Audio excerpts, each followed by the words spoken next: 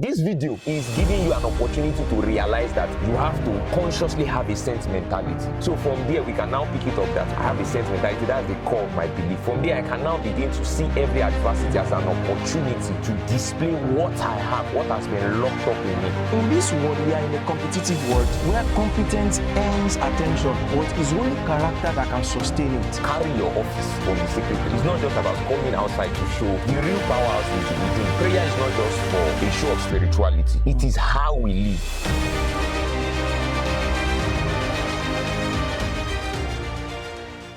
Good day, my fellow people. Welcome to Rejoice Podcast, where we talked about leadership, faith, where leadership meets purpose and pressures meet timeless, and we speak truth into this our modern world. I have here with me today another big fish. Yes, the number 2 representative at the face of NCCF Benue. Here with me, you are looking for that person. You want to know the number 2 person. Okay, we are coming to that. But before we delve into what I have today for us, yes, we have come to yet another transforming, thought-provoking conversation that is going to transform us. Don't forget, we have a major idea behind this concept, that we are not just listening, but is transforming us to become the reality that Christ wants us to be, living as light in the society. So as we are generating that light inner, and then we are reflecting into the society, and the world is lighting up by the word of Christ that is in us. So I remain your favorite host on this program, your A to the B to the C, Ige Ebenezer Oyebisi. I'll be right back.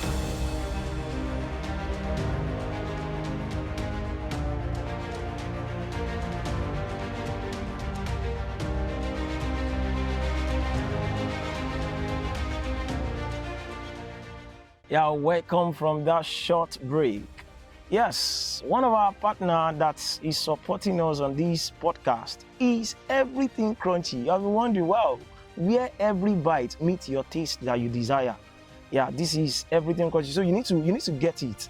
So as you are even listening to us now, and then you can start to, get our contact as our flyer is being displayed. So on our screen, so you can get our contacts, let them deliver. We deliver everywhere, both at home, at parties, small shops, everything. Name it. Everything Crunchy is there for you, where you have a taste of every bite, and it will never remain the same. So today, I have here with me a good ambassador of NCCF Benue. We call him Jenny. Yeah, we call him Jenny. So I would like him to introduce himself as I bring him on board, where we are going to be engaging in thought-provoking conversation. So make welcome with me the number 2 of NCCF Benue, that is Nigerian Christian Corpus Fellowship. That's Jenny. Can we meet you, sir? All right. Good day, everyone. Thank you so much. My name is Akinwande Joshua Yomide, and I'm the State General Secretary of NCCF Benue State Chapter. So just like I told you the other time that my hook caught a very big fish today. So last week was the 001, that is the number 1 ambassador of NCCF Benue. And today I have here with me the number 2 ambassador of NCCF Benue, and that is Akinwande Joshua. That's the General Secretary serving currently in NCCF Benue. Yeah, today we are going to be looking at 2 major Bible characters. I can call them pillar of faith. These are men that really demonstrate what it means to have faith in God without shaking. And who are these people that I'm talking about? I'm talking about Joseph and Daniel. So where we have in the book of Genesis, that is the story of Joseph was recorded here.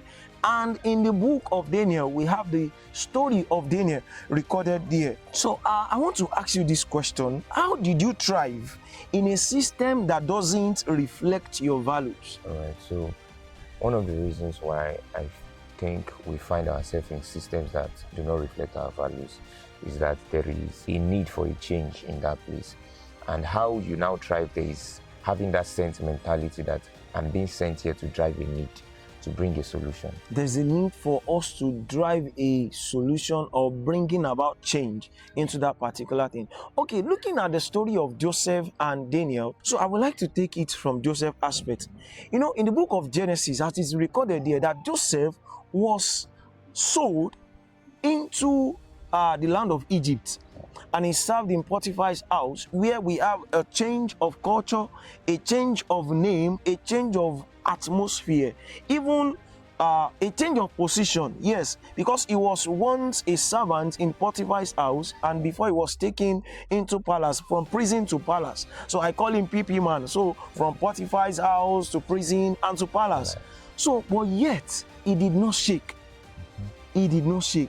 But in this our own time, what can you say about the life of Joseph? All right, so the life of Joseph, I could see it as a life of prudence, a life of wisdom. So, there's this scripture, one of my favorite scriptures, that says that a prudent man foresees evil and hides himself. I think that was one of the best advantages that he had, which was foresight. Although at first he was a young person that came into that system but never understood. But within the time, he began to understand that it is beyond what is happening presently at the moment. There is more than this. There's more than this to my life. From having that foresight, he began walking in alignment that, there is something. I don't yet see it, but there is something that I'm made for more. So that was what pushed him and made him to be able to stand and uphold his values, even if it's a different culture, a different setting.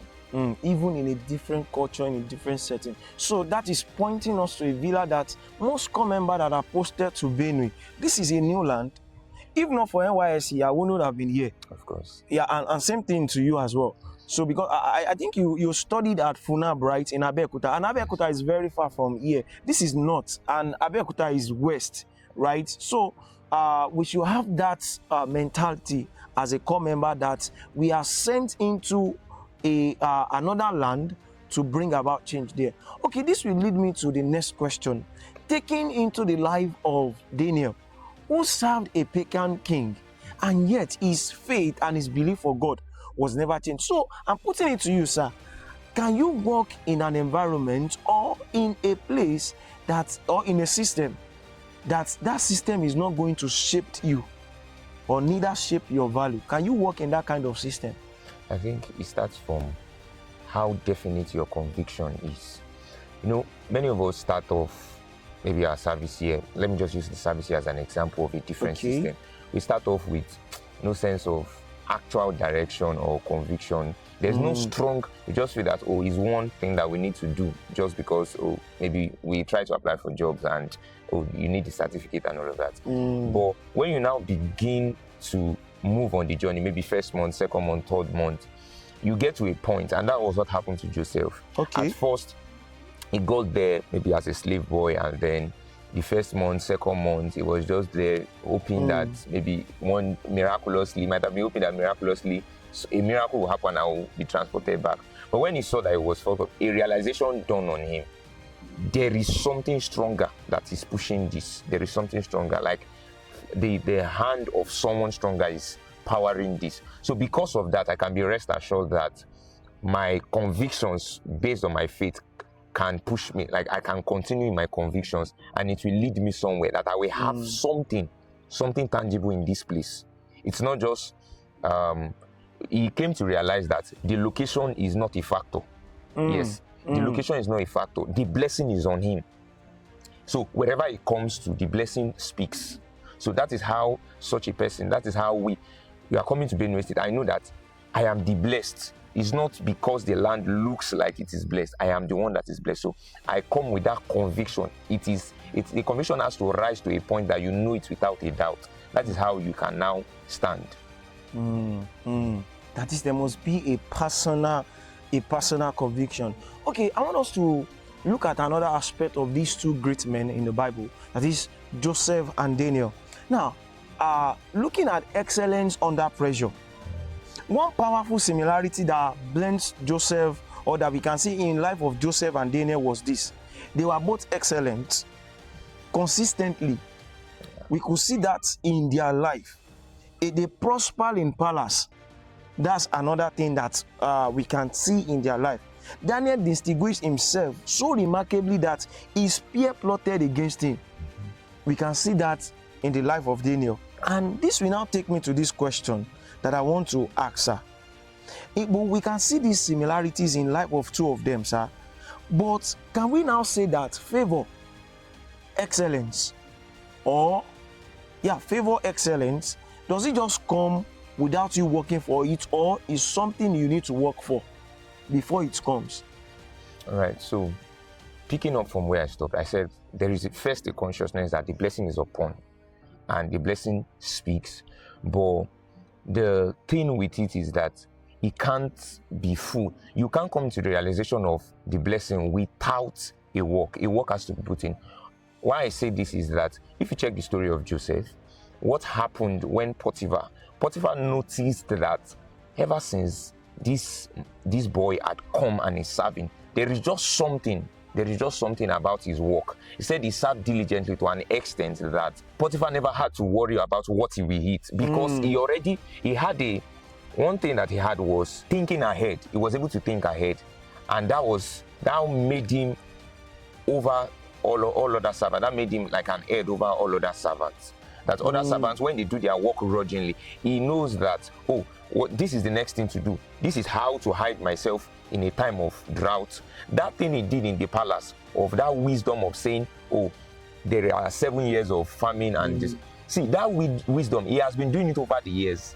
That was what he was doing in Potiphar's house. That's prudence. Okay, can we call that one a personal discipline?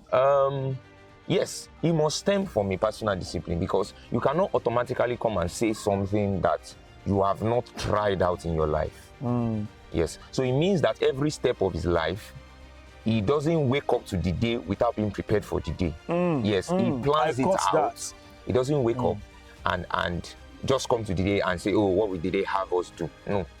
It means that in his personal life, he was planning ahead.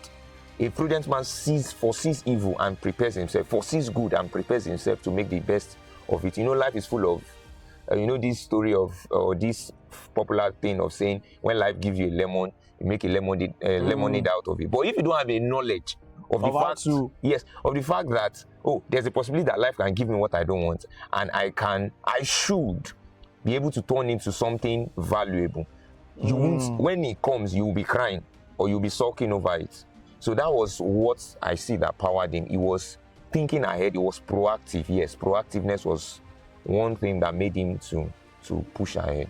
Wow. So one of the things I can derive out from what you said is, in this code, let me put it in this way, that is, in this world, we are in a competitive world where competence earns attention, but it's only character that can sustain it.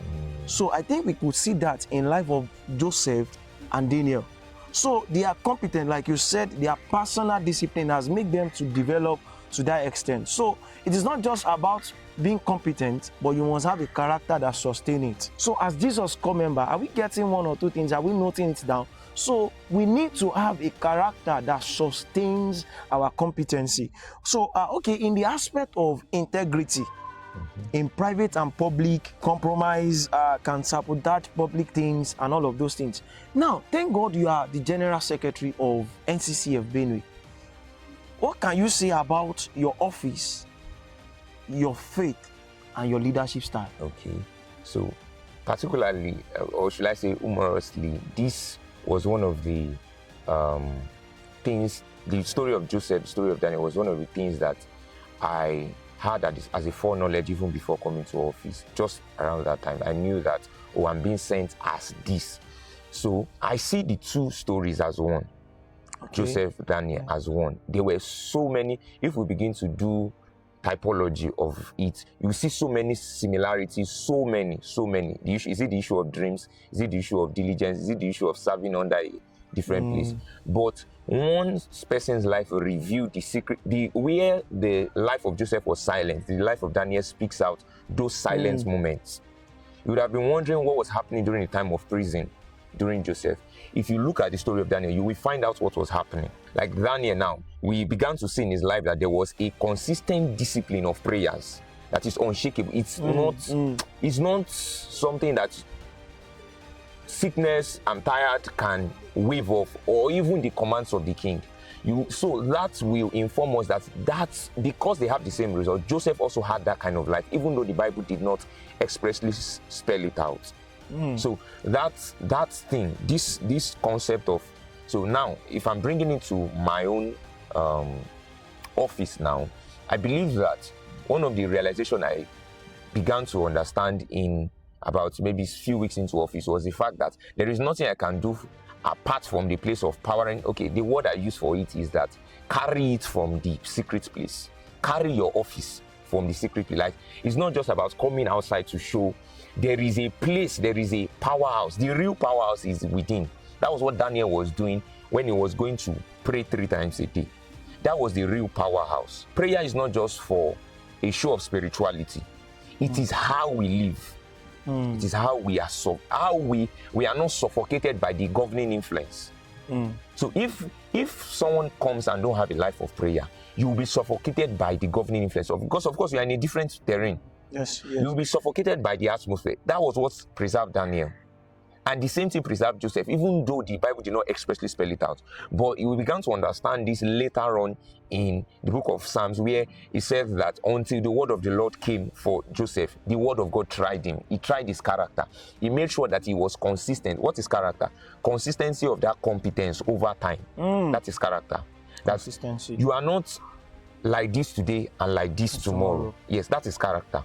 Character is like you are balanced. You come out today, you are the same thing. You come out tomorrow, you are the same thing. You come out the next, you are the same. That is character. So, but what will keep that character is that there is a place that you are being shielded from within.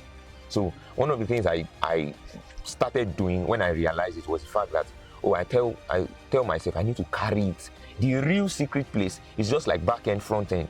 That is the back end. There's nothing, it might not be palatable, but that's the back end. You have to carry it from the secret place. And then once it is right from the back end, it can't be wrong on the front end. It can't be wrong. So that means the place of faith comes first before we see you in office. Yeah, still in that cycle of that question that I asked. Like we see that your office demand that you give out, should I say authority or you delegate responsibility? Let me use the word delegate responsibility. How do you feel when delegating responsibility to someone that is even part of your cabinet and then is not carrying out the assignment as expected? Of course, when you delegate responsibilities, it's for effectiveness. Yes, it's so that you can be effective at other things, and corporately together now the work can push forward. Once one person is not doing it, it kinds of puts you in a place where you are under pressure. It kinds of puts you under pressure. So there are many ways to handle it actually, but one of the best ways to handle it is actually to make sure that it doesn't affect that core of your faith. You know, things like offenses. You might be offended at such a person. So, but once it affects it, inadvertently, all what you are doing is gone. If it affects that core, the core still holds it. That faith, it starts from the faith. So the first thing to do is to hold and make sure that whatever you will do at that point, make sure it doesn't affect that core. Then you can begin to approach this person in a, should I say, a way to make the person understand the gravity of what is happening. I believe that nobody does things. It's just, most of the times on issues like this, it's just a conflict of ideologies. The person don't understand exactly, it's not seen from the perspective you are. So one of the things you will do is to try and see the person's perspective. It might not even be that the person is trying to go against what you are saying. It's not because the person doesn't want to push the organization forward. It's just because the person is seeing it in a different light and thinks that you are not seeing it. So one of the ways is to either come to a consensus where you come around to the other parts of the person and see the way the person sees. And from that place, the person has to be open. You can then communicate how you see it. In that way, people can come to a consensus, and I believe that the person should go ahead. I'm saying practically, like I've experienced this, but of course, many times, yes, practically, that if you don't do it that way, if you come from the place of, oh, you have to do this, you have to do this, and of course, I've been on both sides of the end, that I began to try to say, it must be done that way, and all of that. But that way, you are affecting both the faith of you and that person. That core of the service of that person will be affected, because you can't serve from a place of offense. You can't. We cannot serve from the place of offense. So please, that's another point coming out. So we cannot serve at the place of offense. So that means the people that God has put as higher authority, we should submit to them and do whatever they ask us to do in one faith. Okay, to this question that I'm going to be asking now, we could see in the case of Daniel and Joseph. And that is what will lead me to ask this question, that does adversity create, make us reveal our call, or it creates it? Does it reveal our call or it creates it? Because we could see that Joseph passes through one thing or the other before he was able to ascertain what God wants for him.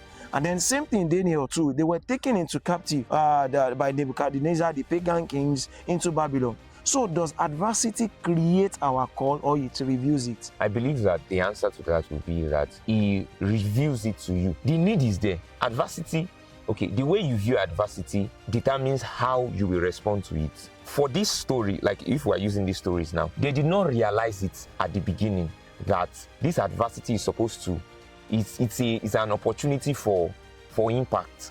Okay. So, but what will first happen is that you have to first realize. That's why I said that adversity reveals it, because it puts you under pressure to begin to find, okay, what are the ways that solution can come? Is there, you begin to see a need and say, okay, do I have something inward that can meet this need? Okay. It's just like the dreams that those kings had. It's because they began to, Daniel saw that I have the capacity. There is something I can touch to bring the. It's not as if the adversity bet or brought it, but he made him to see that after the first dream. Of course, the second dream, he came as a should I say boss man now. He did not maybe at the first dream, he might have been free jetting that, oh, is it? But then the fact that he has now come to a point of realization, and it stems back to what I said at first, consciousness. It stems forward to a point of realization that, oh, this is it. And another point I can use to support this was the fact that Daniel began to understand. He said, I understood by books that 70 years God had sold us out to these people. So he also understands from a place of knowledge that, oh, it is this, we coming into this strange place is an orchestration to reveal God to these people. That was one of his assignments, to reveal God. All of what he was doing that looked extraordinary was just to reveal God. So you see that after he did all of those things, the kings came to a point of realization, oh, there is just one God. He fulfilled his purpose. That means adversity reveals us. It reveals our calling to us. So to wrap up with this question, what advice did you have for the core members, that most especially the batch A1 that was just posted, just left camp, and then what kind of mindset should they have, like Daniel and Joseph, in a strange land like Benue? All right. So what I would say to anyone listening to this is that if you find yourself in such an unfamiliar terrain, first thing you have to hold on to, as we have said, is faith. Faith. I'm not talking about faith as spirituality or maybe a religiosity. I'm talking about faith as the very core of what you believe. One of the pivotal things that you will believe is that I am sent. If you don't believe that I am sent to this place, you can never profit from it. You might not have started, of course, Daniel and Joseph, from their story, they did not start with knowing that they were sent. Exactly. But there's no harm in not starting. This video is giving you an opportunity to realize that you have to consciously have a sent mentality. So from there, we can now pick it up that, oh, I have a sent mentality. That's the core of my belief. From there, I can now begin to see every adversity as an opportunity to display what I have, what has been locked up in me. The reason why you are put strategically at such a place like this, it is for such a time like this that you have been brought here.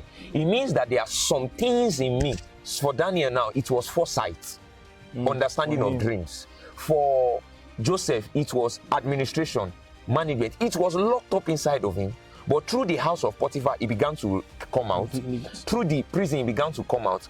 And that was what he ultimately came out to do, administration. And was able to perfect it. Because he already, by all of those experiences, and God gives us little experiences. You could start from when you were in 21 days camp, you were assigned responsibilities. You began to discover, oh, I can do this.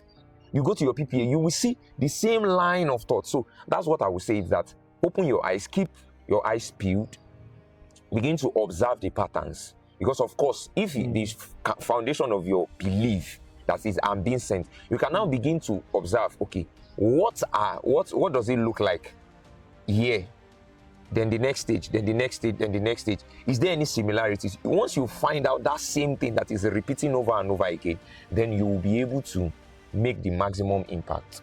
You will be able to make maximum impact if you have a change of mindset.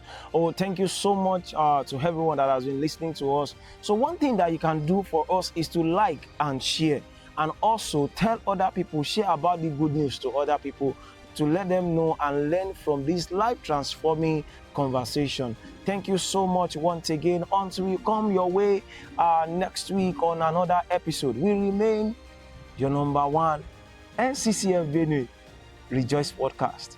Till we meet next time, I remain your favorite host. And once again, before I say my goodbye, thank you so much, bro Joshua Akinwande. Thank you so much, the General Secretary of NCCF Benue. Thank you so much for identifying with us. Hope we get to see you some other time.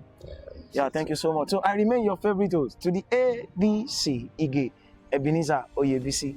Bye for now. Thank you.